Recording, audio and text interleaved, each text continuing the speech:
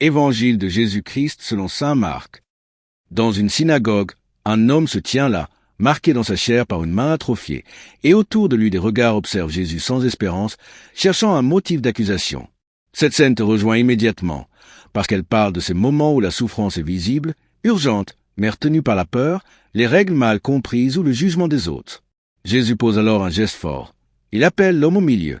Il place la fragilité au centre, il t'invite, toi aussi, à regarder en face ce qui est blessé, au lieu de le cacher. Le silence de ceux qui observent révèle des cœurs fermés. Ils connaissent la loi, mais ont oublié la vie.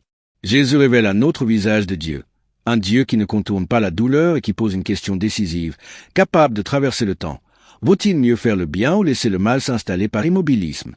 Quand le cœur se ferme, la foi devient rigide, et cette rigidité finit par écraser l'homme. On le voit dans la suite du récit. Au lieu de se réjouir d'une guérison, certains choisissent la violence intérieure et la haine. Cette parole te concerne directement. Elle éclaire ces moments où tu sais ce qui est juste, mais où tu n'oses pas agir. Jésus te montre que l'amour de Dieu ne s'oppose jamais à la compassion concrète. Là où l'amour est retenu, la vie se rétracte. Là où le bien est reporté, la peur prend la place. Mais lorsque Jésus dit « Lève-toi, viens au milieu », il s'adresse aussi à ce qui est fragile en toi, à ce que tu pensais figé, condamné à rester ainsi. La guérison commence par un acte simple et profond.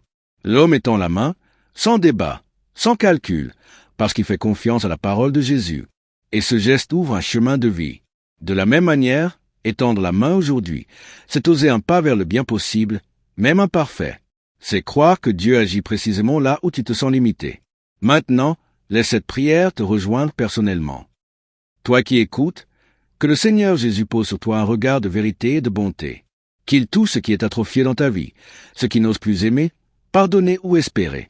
Qu'il te donne le courage d'étendre la main quand il t'appelle, même dans la crainte. Que ton cœur s'ouvre à la compassion et choisisse la vie, aujourd'hui et chaque jour.